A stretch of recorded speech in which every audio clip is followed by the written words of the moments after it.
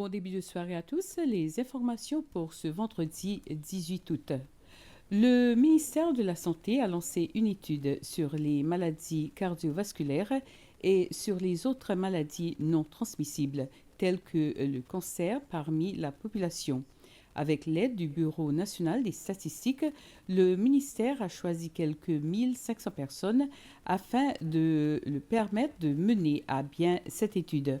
Le ministère de la Santé affirme que le but principal de l'étude est d'avoir un meilleur aperçu sur les maladies vasculaires au sein de la population et les tranches d'âge qui sont les plus touchées, ainsi que s'il y a des contrôles parmi ceux qui sont en train de recevoir des traitements pour ces maladies.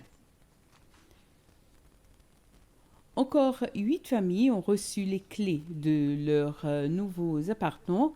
Ces appartements de 3 chambres sont situés à Eden Village, dans le district de Roche-Caïman.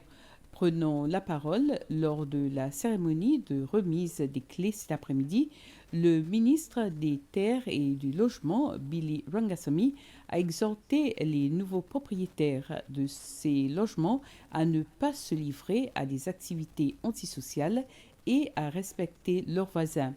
Les travaux de construction de ces nouveaux appartements avaient commencé en mai de l'année dernière et les travaux se sont achevés en juin de cette année. L'audition de l'affaire d'armes à feu et de la prévention du terrorisme qui devait se poursuivre devant la Cour suprême aujourd'hui a été reportée à lundi prochain. Cela, c'est parce que Basile Loireau, l'avocat qui représente Leslie Benoîton et Léopold Payette, n'était pas présent au tribunal pour des raisons médicales. Suite à cette situation, le procureur a déclaré qu'il n'était pas juste de continuer à entendre l'affaire aujourd'hui sans la présence de l'avocat de ces deux accusés.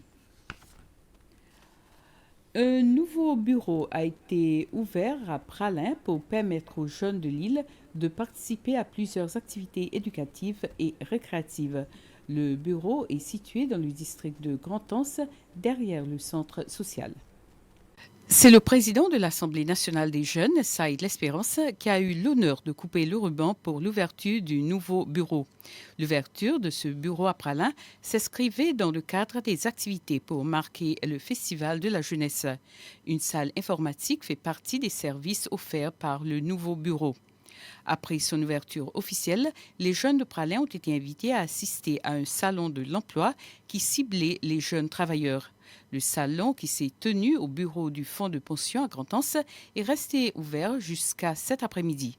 Au cours de cette activité, plusieurs lieux de travail offrent aux jeunes des postes vacants. Lors de ce salon de recrutement, les jeunes ont également eu l'occasion de vendre quelques objets qu'ils avaient fabriqués de leurs propres mains. C'est tout pour l'instant. Une très belle soirée à vous.